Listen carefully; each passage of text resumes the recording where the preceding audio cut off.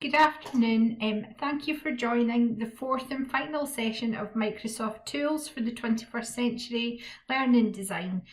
We're going to be focusing on two particular areas of our Microsoft Tools for the 21st Century Learning Design dimensions. So we're going to do a little very quick overview. We're then going to look at which of the rubrics that we're focusing on today and how tools that are available within GLOW and beyond used to support those rubrics and develop learning and pedagogy in your classroom. We're going to talk predominantly about Microsoft because this is for the Microsoft Certified Educator Program.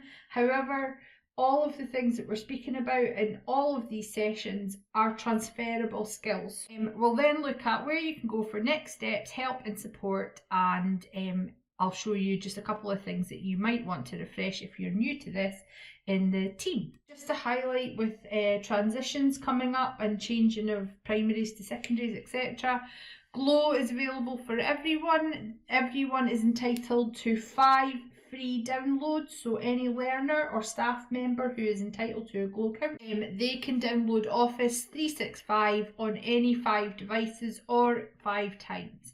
So that's throughout their lifetime. They can also manage where their subscription is sitting. So there's a tile, once it's on, it lets you see what type of device it's downloaded onto, etc.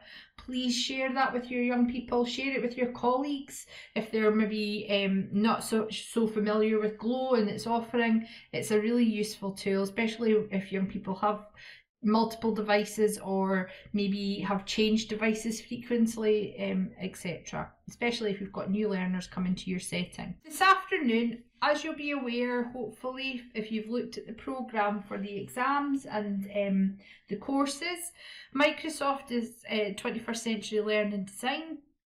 The research that was carried out identified 6 key dimensions, and each of those dimensions, when used in collaboration with the other 5, would then provide a learner or a practitioner with embedded digital practice that would help them to provide depth of knowledge, a true understanding of what the concepts are being told, as well as an enhanced awareness of digital tools. And the rubrics that accompany all of these 6 dimensions are really key to being able to look at your own lesson plans, for example, and identify, okay, which of these aspects could I develop further?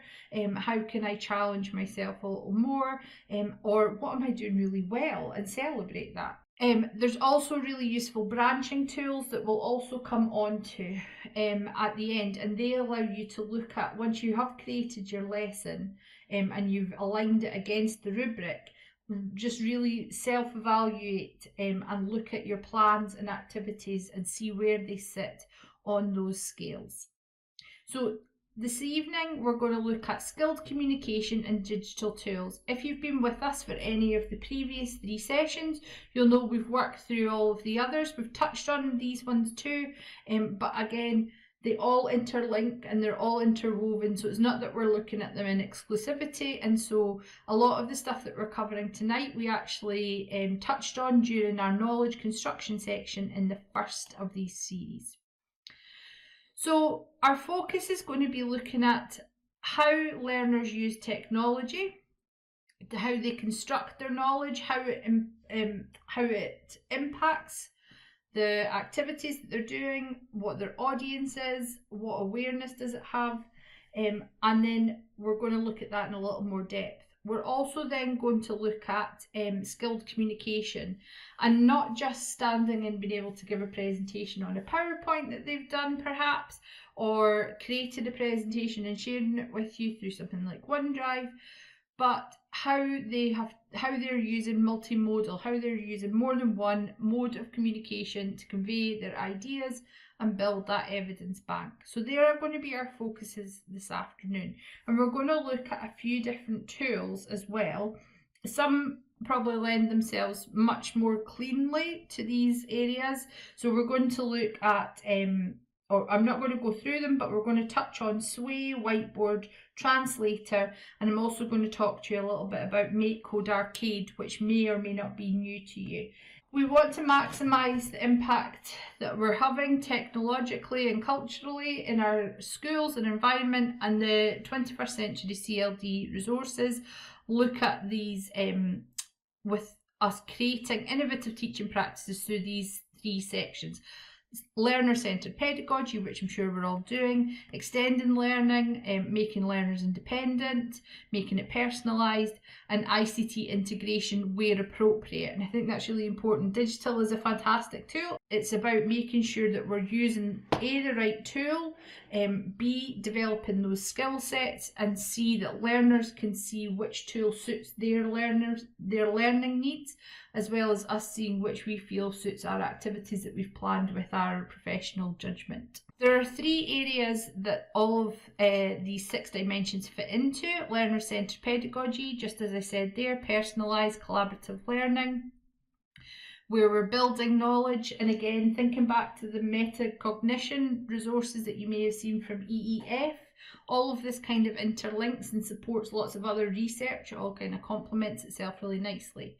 We're encouraging our young people to self-regulate when they're completing any activity, and we're doing this day in, day out. So the stuff that we're covering tonight, I hope it's not in, I know you're here to learn them new, but in another way, I also hope it's not new, because this is something that we are all developing within our teaching practice anyway. We're also then looking at making sure our young people can develop problem solving, how they can go beyond that school day. We talk often about GLOW, if you're familiar with it, about it being anywhere, anytime. And again, it's that flexibility in learning, understanding the tools that are there, understanding what they want to do with the tool, and then selecting the ones that are best suited to it.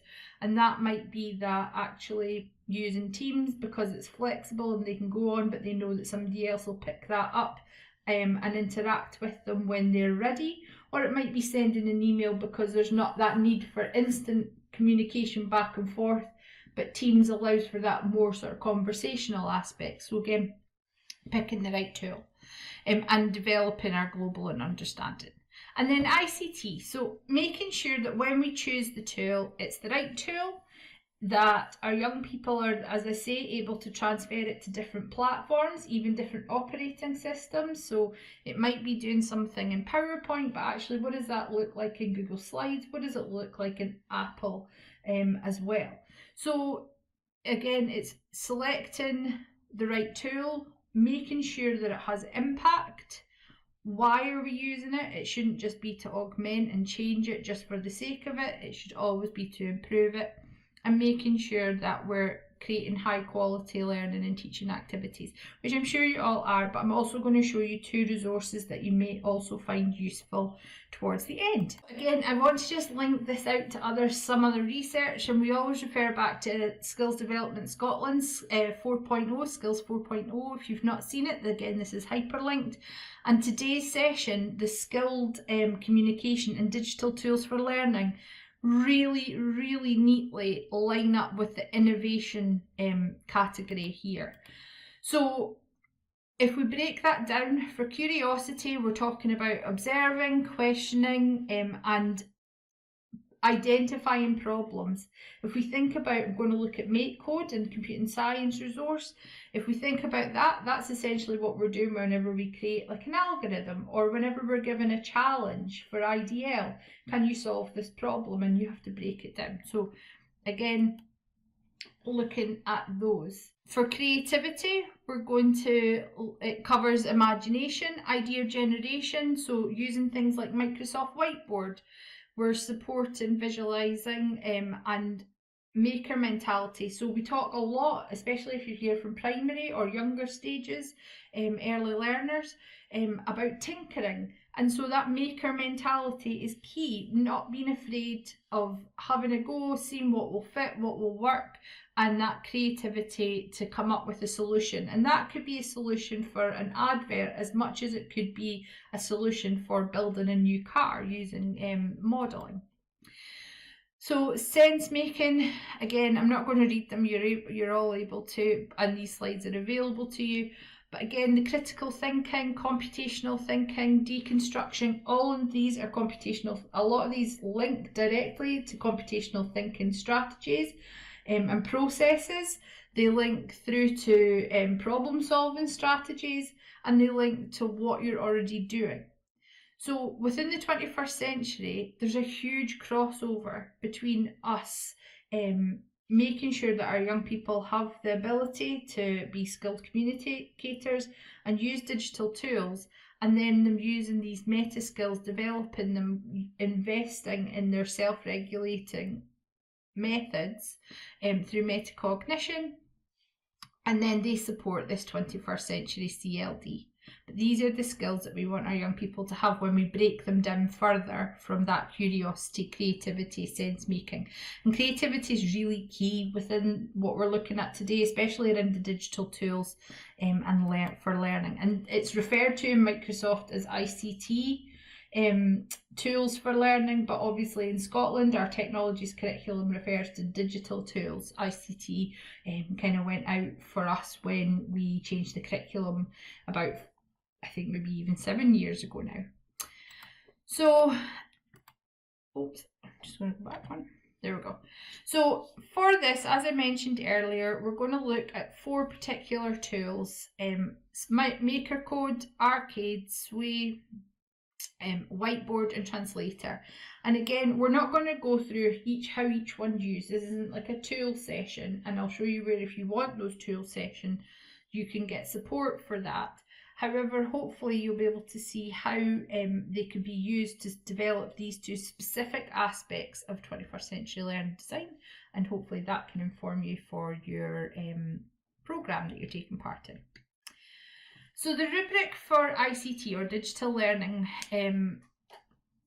looks like this. So again, if you're not familiar with these, they're a 5-stage process. Hopefully you are familiar, but when we're looking at our activities, if there's no ICT going to really be used for it, no digital tools, then it would be a level 1. The more that we increase it, it goes up the way. And it's really important whenever we're planning any type of digital integration, there are 3 kind of core questions that we should ask ourselves. So is it going to aid the construction of knowledge? So will learners be able to use it to apply and transfer their skills? Will they use synthesis, as Microsoft's term? So will they identify the relationships to compare and contrast between different experiences, etc.? Is ICT or digital tools an essential part of it? And is it going to support, how are they going to use designing when are they going to just consume, or are they going to actually be able to use digital tools to design something fresh and new? And hopefully it's the latter. We want to minimise, regardless of this, we want to minimise consumption with digital as much as possible and maximise, for education, the sort of creativity and designing our own learning, or designing something as a result of a question or challenge. For example, digital tools support knowledge construction when? So we have 3 sort of key activities that you may see in and around your setting, not necessarily in your classroom, but in your settings. So it might be using it to watch an informative video on the life of a star, using whiteboards, interactive whiteboards, and that could be, you know, a wall panel. It could be something like Microsoft Whiteboard, in this case, is what I'm talking about. So an interactive whiteboard that's part of a team, to just make a list and share that out, or just add in information to a simple database. But when we're thinking about what level 5, what would that actually look like when it's high quality digital use of tools to support knowledge construction? Rather than them watching something, that may be part of it, but that wouldn't be the actual learning activity. So it might be that to gain the information they have to watch a clip, but actually the activity is for them to create an interactive simulation, and that could be using, you know, it could be Scratch, it could be hopefully maybe something like MakerCode, it could be even using different features on Keynote or PowerPoint, so that you can create a simulation effect that then has text to accompany it, because also we want to make sure that our young people are evidencing their understanding, and that comes onto our skilled communication section. If they're using whiteboards rather than just making lists, working with others to join up interconnected plots or characters in a story. So using things like likes, using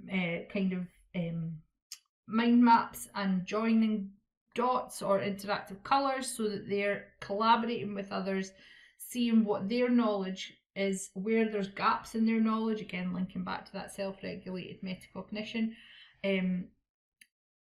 where they have gaps and where there are interconnected points, and that is done more through collaboration. So rather than just relying on their own point of view, building with others to identify those points. And then obviously Excel, adding information into it is super. There's nothing wrong with that at all, because that's a whole industry. However, if they're maybe carrying out a science experiment, putting in the data and analysing the results and looking at it with visual representations rather than just what the formula might be. So again, it's always that one next step further.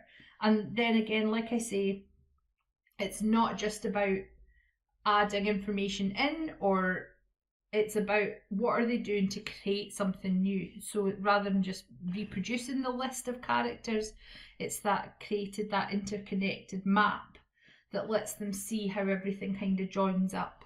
I spoke to you a little bit about the branching tools that are available. So for ICT for Learning, the decision tree that's there, once you've gone through your activity, so you've worked your way through the rubric, you've tried to identify where your lesson might sit, and then you have a decision tree that lets you really simply work out where you sit. So are they simply using ICT? Are they using ICT? So if it's no, then it's definitely level 1. So again, if you are developing your self-evaluative skills, because that is sometimes really challenging. I know that when I was in class, because my background's primary and early years, that is something that can be quite challenging to work out where you sit within it.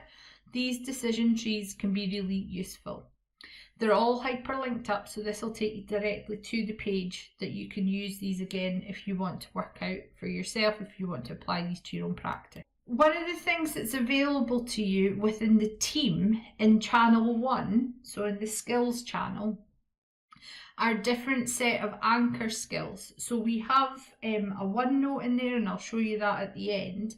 But the lesson that goes along with it, the anchor lesson that supports ICT for Learning, or Digital Tools for Learning, is this one called Guerrilla Marketing Campaign.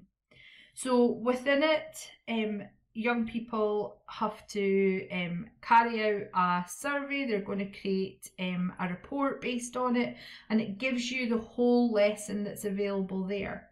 So again, it's making sure that they have logical explanations for things, they're providing evidence, and again, these all link directly as well in with the skilled communication aspect. They're reviewing and giving evidence in multiple ways, and they're using multiple different tools as well. So I'll not go through the whole lesson because it's in the team for you to look at. Again, like I say, if you go to channel 1, up at the top in the tabs, it's in the OneNote, and it's the anchor lesson. So each of these has at least one anchor lesson. So each of these 6 dimensions to support you in getting started will allow you to see, okay, here's the core structure of it, and you can personalize it to your own learners, to your own teaching style, and then you can assess yourself against that rubric and use that to support you in creating the sort of fuller lesson, and use that branching tree. Skilled communication. Obviously you're all practitioners, so I'm not going to go into this what communication methods can be used, but it does include things like creating presentations, Written reports or documents, writing emails back and forward, vlogs and podcasts. You know, increasingly we hear young people saying that they want to be like YouTube stars and things like that. So vlogging and podcasting is a viable career choice for some people.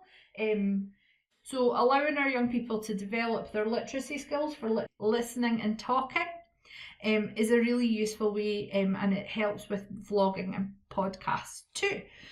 Interactive resources, again, thinking about how their presentations might be used to creating 3D models, and again that can be through PowerPoint and incorporating interactive resources within them that they've built in other products, such as a CAD-based product. And if you're not sure what they are, that's computer aided design, so like a 3D object that you can put into a PowerPoint. But it could equally be that they've designed something that explains the process of growing a plant from a seed to a full grown flower, and that could be done through things like Scratch, or it could be done through a sway, for example. There's lots of different tools that can be used. And what Microsoft say within the skilled communication is that there's 4 main ways to do this. So extended, multimodal, substantiated, so how it's evidenced, and then design. And what are they considering? So it's basically thinking about, as we would again with any type of communication that our young people write or produce, what are they trying to convey? How are they going to convey it? And who is the audience? So they're kind of the 3 main questions with this side of things to ask ourselves, or for our young people to ask ourselves. The rubric for that looks like this. If they're not required to produce any extended, so I should maybe go back through what they are in case people haven't seen, sorry. So for extended, they have to share connected ideas. So it's not just about it being a standalone item, and that's the kind of key takeaway. So if you're going to create like a podcast, it would be a series. And thinking, you know, if we think back to when we write stories, it's that story arc that we would maybe think, so beginning, middle and end. Or it could be a sway that has multiple concepts in it, and each section of the sway has each of the different concepts. Or it could be that they've read an article online or physically, or they've seen something on media, and they're going to write a letter in response to that. So it's not just one idea, it's one idea that's been built on to convey multiple ideas or another idea.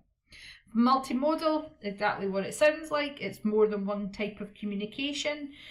So if you imagine you were doing something, for example, IDL, again, depending on the age and stage of your learners, you're going to share your message, and all of the messages must have a shared theme. So they don't all have to be identical regardless of what kind of product you're using, but they must all have the same theme. So again, like I was saying, if you think of IDL and you're maybe doing something around climate change, sustainability, you might want to do an awareness raising campaign. Your young people might have done a survey using different tools, for example, Forum, and they've identified the key concerns, and they're going to do an awareness raising campaign of what can be done to reduce the concerns that young people might have.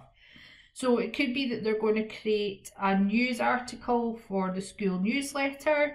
It could be that they're going to create a poster campaign for the parents. So the news article could be something that plays on the screen at the office. So they're going to use things like video or stream. It could be that they're going to use plan an advert that's a sort of very visual one, using things like Word or Paint 3D to create something in print. And then they're going to use something again like Sway, or they're going to create some sort of other advert, for example, for radio. What do they want their work? What will their work be designed? Who will design it? What digital tool will they use? What product will they use? What is the media that they're going to use? And how do they want their message to be conveyed best? Which suits which product and which suits each of the messages that they want to give over on each one. So again, it's thinking that shared platform. And then for their evidence, thinking about validating their concepts with evidence and fact, just like we would if we were getting to write them to write a report.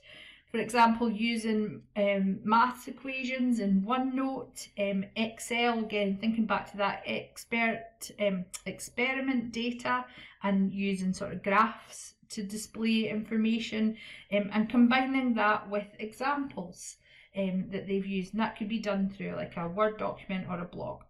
And then again, like I say, thinking whenever they're designing it, what is their audience? What do they want somebody to take away from what they've produced? And that's really key. Not just the message, but how do they want them to interact with it? How do they know that that's the best tool? So once they've thought about all of that, and that's probably like a whole term, if not longer's work, you can start to look at your lessons though as you're planning against this rubric.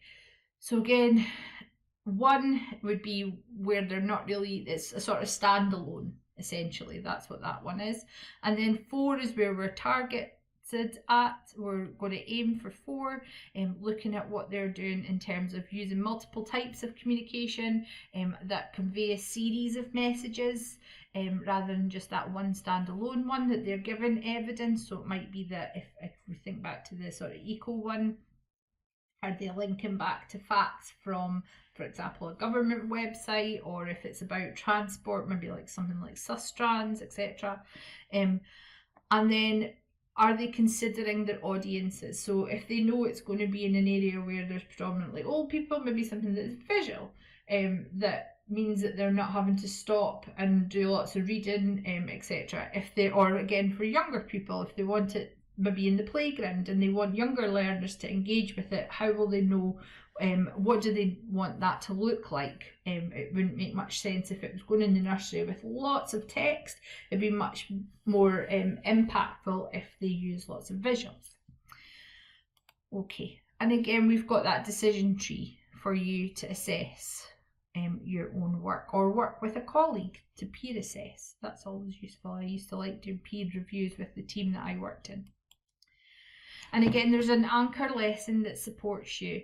So how can it help us learn? The growth mindset one. So this one is our young people are going to create an activity, or in this case, it's a presentation for, you can tell these are Americanized, so you might want to tweak it, but they're going to create a presentation for young learners. So again, thinking that this is term 4, and I know when I had my classes, my younger classes were always getting ready to go to a new class, so it could be that they're creating something for the class coming in, and my more senior classes were getting ready to maybe hand off their jobs for things like, well, since I'm digital leaders. So they might create a presentation on what their job entails and do like a advertisement campaign around the school ahead of the next academic year. So will that presentation be something that people can look at on their own time? So maybe a sway that gets attached into newsletters or on social media?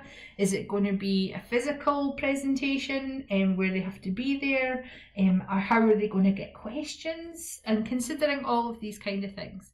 So the activity, again, channel 1, skills channel, through the OneNote that's there, the 21 CLD participants note, OneNote, and you're looking for growth mindset. It's quite near the top. And like I say, if you haven't looked at the rest of the anchor lessons, I would highly recommend them. They're all completely personalizable, but yeah, they're a really good place to start. And then again, like I say, you can review where you think your lesson's going in at, and then how confirm it with that rubric tree.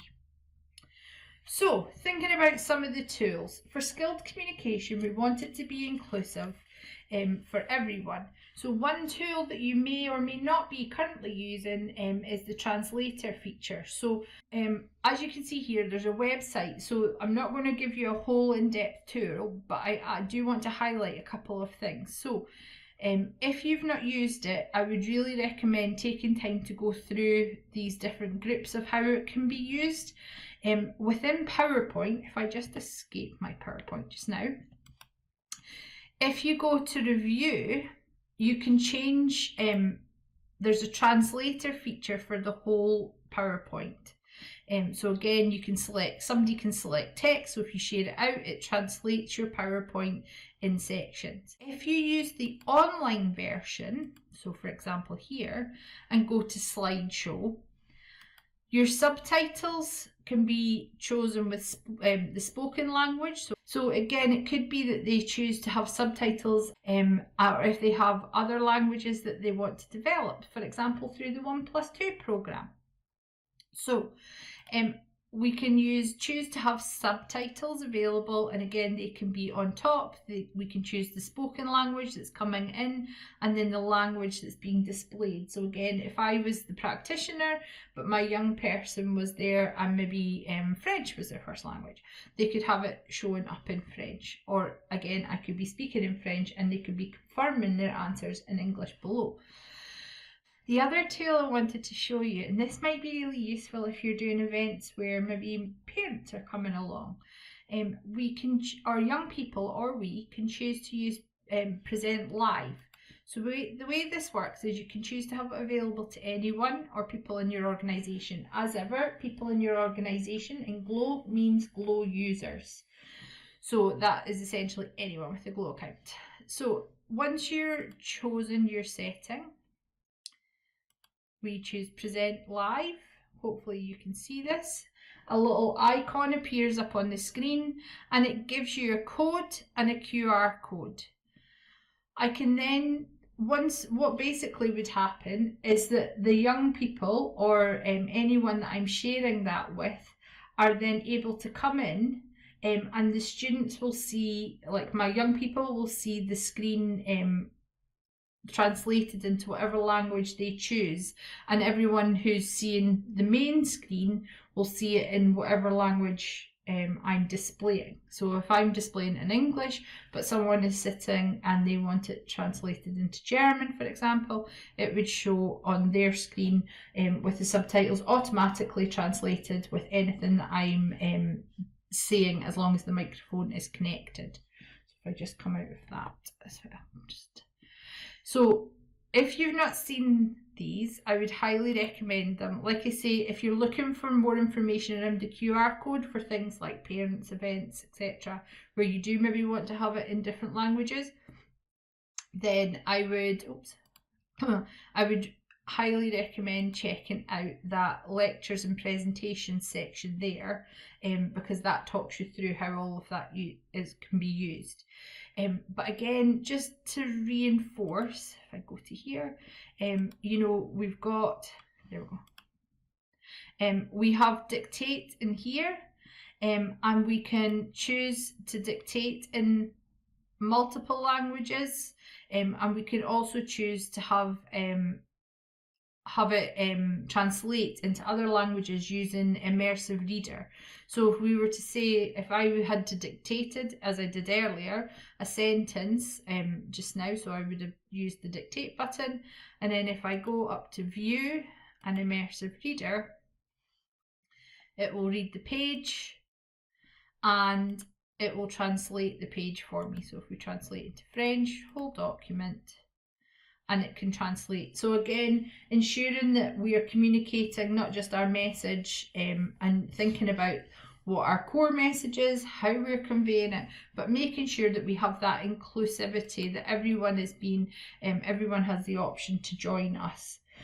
We talked a little bit about Sway, so I'm not going to go through Sway too much, but if you are not familiar with it, I would highly recommend it. It will give you essentially an online book. It underpins the sort of real world problem solving rubric. It allows people to present their ideas, give solutions to specific audience and plausible audiences. It's also a really nice way to share multimedia resources. So if you've got a video clip you want to put in there, if you've got social media tweets you want to add in, and you kind of collate that sort of year-long book. And again, thinking about our communicating what our message of the year might be, or creating a sort of book of what's been going on in our classroom that lots of schools do, that's a really nice tool that can be used to not just communicate a core message, but also to engage with a lot of other people. So I would highly recommend that. It can be used anywhere between level 2 on those rubrics and level 4, depending on how you're using it. And again, that then allows young people to identify who their audience is, and use the appropriate setup in it. Is it more visual? Is it more text-based? Do they want lots of links? Do they want it to link off to other things? And again, all of those would raise them between that 2 and level 4, which would be the top number. Other apps, and if you've not seen Whiteboard, please do look at Microsoft Whiteboard. It's available through Glow via the little app launcher, but it's also available on your desktop. You can see there my network's kind of running a little slow. It's taking a while to load up. You can create as many whiteboards as you want, and there's not an official number of people who can all join one whiteboard. It can be linked into your team, so you can have multiple whiteboards available in a team, or you could just have one everybody collaborates on. There's lots of ways to set it up. So again, when you load your whiteboard, this may be asking a lot of my network, you can have core setups with lots of, for example, post-its where everybody puts their idea down on the coloured post-it for their perhaps group.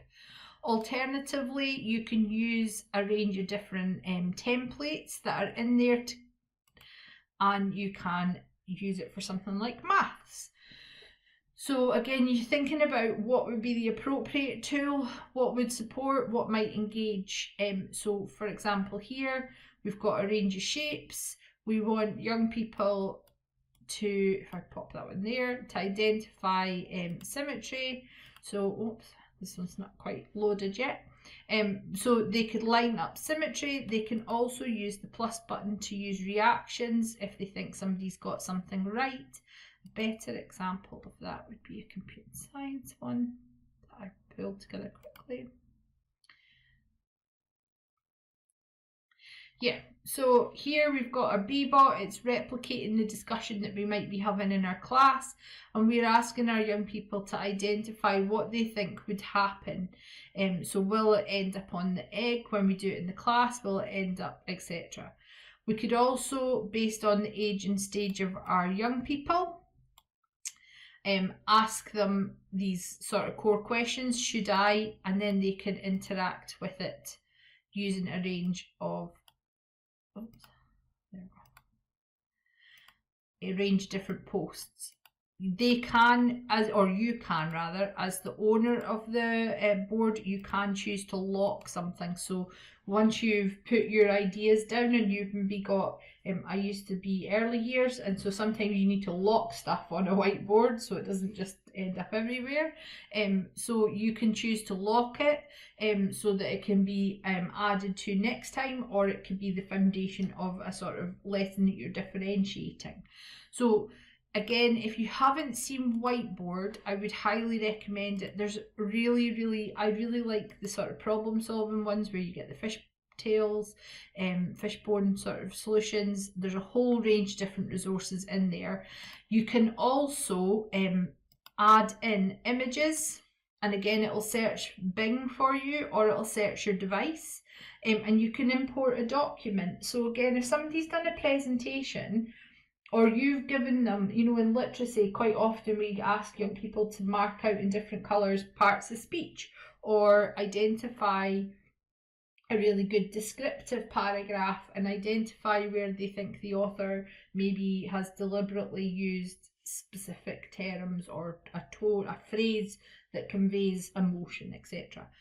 You can upload a photograph, you could import a document, and all of the digital tools that you'll be familiar with through a range of different resources can be used here.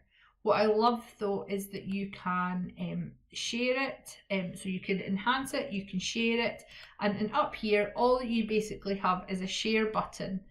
So you can upload it straight into your team from a team. Go to the tab, add new tab, add whiteboard, and pick the whiteboard you want. Alternatively, you can use the share off button or share on button, and that gives you a link that you can pop into your team chat. If you don't use Team, for example, if you use one of the other tools that are available, you can put that link in there and people can collaborate. And again, it's about that supporting each other, creating a visual model of what they want to do. It builds on the collaboration that might be happening in whatever program or app that you use. If your learners are not quite ready for OneNote, or the activity is less formal than OneNote, this is a really nice way to sort of get together, share ideas, making substantive decisions, and making sure that their work is interdependent as well. That's really important too. If you want to stop sharing it, simply click the dot. DigiLearnScot has a whole range of different resources, including a guide, a 3-step guide to OneNote. So it's a 3-step guide to whiteboard. So again, I'll highlight that at the end.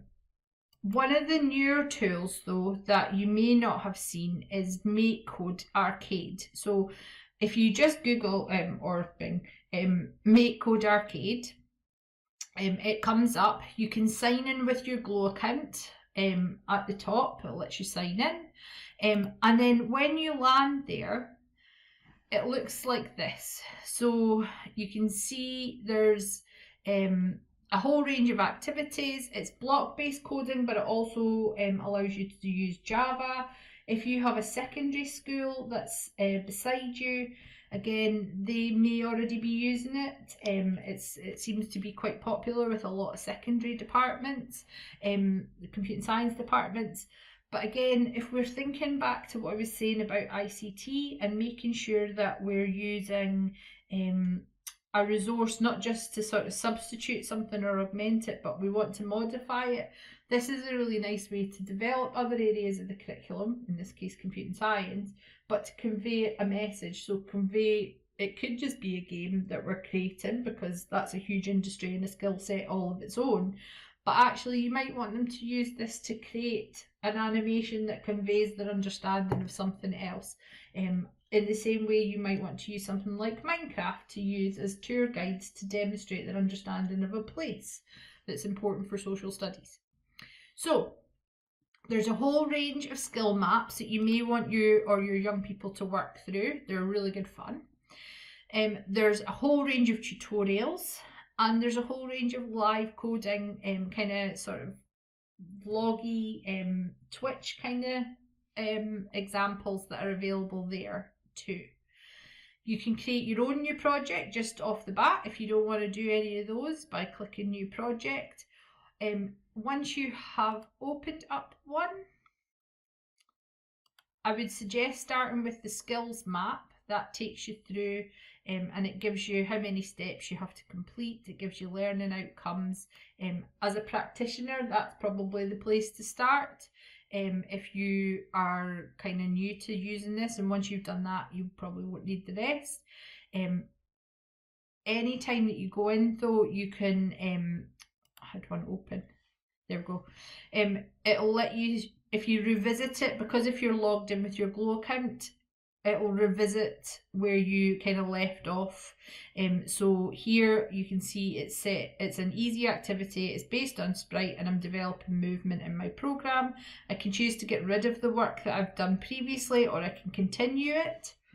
And for those of you who are familiar with maybe things like Code Club materials, it gives me the tutorial down the side and it gives me the step-by-step. And again, you can see, because this is an example, I have a limited set of block-based coding, but what I really like in here is I can then see what the activity will look like on, for example, well, they're calling it an arcade. So you can also choose to download it, save it, and young people can collaborate, so they could create their game or their solution to something that's an alternative to a presentation. They're then able to transfer it out. It's interactive. It, again, like I say, it works on Java. It's got that digital sandbox, so you don't need lots of resources. If you haven't seen this, it's really good. We recently did a session with Microsoft and also with Tablet Academy Scotland, and Jacqueline, the lady who is the project manager for MakeCode in America, she came on and did a 25-minute chat around her job and about MakeCode, and that's going to be made live this week as well. So check DigiLearnScot for that coming out shortly. Or alternatively, you can see the full session on Tablet Academy Scotland's YouTube channel too. So if you haven't seen MakeCode, please do check it out. And you can see there how young people might create their game, share it by downloading it and sending it over to their friend. And again, they might say, oh, have a go at this, give me your feedback. So again, it's using that multimodal way of communicating with other people, because they've created something that's expressed what they thought, demonstrated their learning, they've shared it through email. They might want to attach a forum to it to get feedback on it. And then that is again developing those digital tools for learning, or ICT for learning. Okay, if you are here from secondary and you maybe want to see what one of the more senior lesson packs looks like, this is a dance pack. So it tells you the core learning objectives, it gives you that, and it's in Java. These can all be printed off as well. So all of the lesson packs can be printed if you so wish. Alternatively, you could have paired programming going on where learners working too. Okay, so going through here. So as I've mentioned, DigiLearnScot has a whole range of resources available to you. Selecting the professional learnings tab up at the top, you'll see these. You can check out our webinars where you would have seen this, or our learning courses. But on that page down at the bottom, if you select 365, you'll see a whole range of different support that we have available. So selecting that one takes you to our page with all of the tiles, and you can see there's one for whiteboard. Some have thing links, some are just like 1 or 2 videos, some are like 9 or 10 videos depending on the complexity of the product.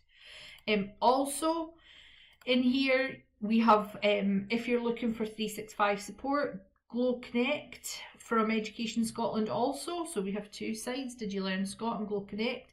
That has lots and lots of information and links available to you there. Alternatively, you might want to do the Microsoft Educator Centre course. Now, that's totally different from the exam and the programme that you're taking part in. This gives you a digital badge. It's some reading, doing a few quick quizzes. The course, however, that you're doing, the programme that you're taking part in, is much more in depth and gives you a professional certification at the end of it if you sit the exam. So that's the 2 differences, and we put a wee blurb into the team just to help clarify that, because that's team site, channel 1.